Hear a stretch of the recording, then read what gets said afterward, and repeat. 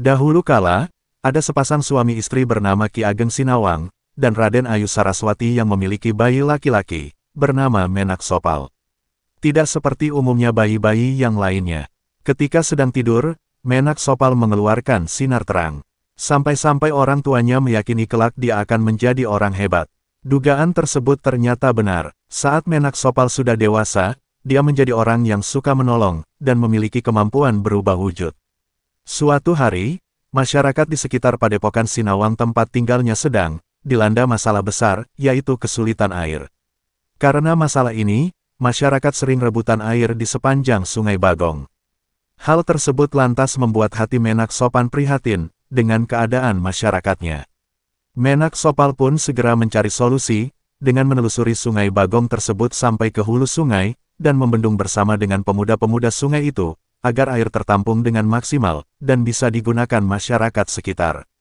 Dan usaha tersebut membuahkan hasil, bahwa penduduk tidak lagi kesulitan air, bahkan bisa mulai bercocok tanam lagi. Namun hal itu tidak berlangsung lama, bendungan tersebut ambrol. Kemudian dibendung lagi dan ambrol lagi. Akhirnya Menak Sopal melakukan pertapaan, untuk mengetahui penyebab hal tersebut. Ternyata yang menyebabkan ambrolnya bendungan tersebut adalah seekor buaya putih. Dan jika ingin tidak ambrol lagi, warga sekitar harus menyuguhkan tumbal berupa kepala gajah putih. Menak Sopal berpikir bagaimana mendapatkan seekor gajah putih tersebut. Akhirnya Menak Sopal menemukan seekor gajah putih. Usut punya usut, ternyata gajah putih tersebut milik Mbok Randa, di desa Krandon.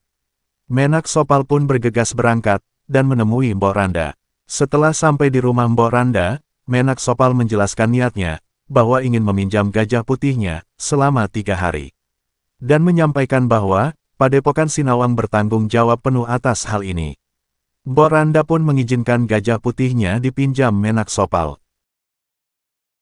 Kemudian gajah putih itu disembelih, dan kepalanya dibuang ke Sungai Bagong.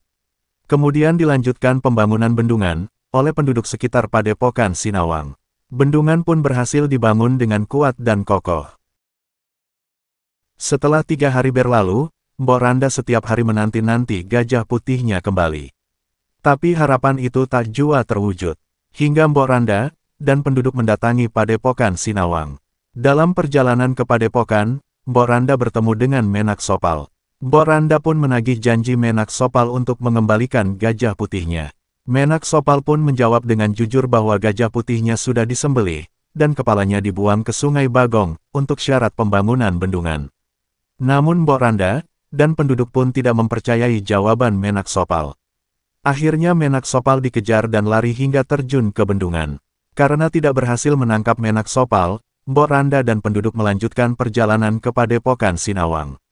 Setelah sampai di Padepokan, Mbok Randa menceritakan maksud dan tujuan mereka datang ke Padepokan, yaitu menagih janji Menak Sopal, untuk mengembalikan gajah putihnya. Ki Ageng Sinawang pun menjawab bahwa, gajah putih tersebut sudah disembelih, dan kepalanya dibuang ke Sungai Bagong, untuk syarat pembangunan bendungan.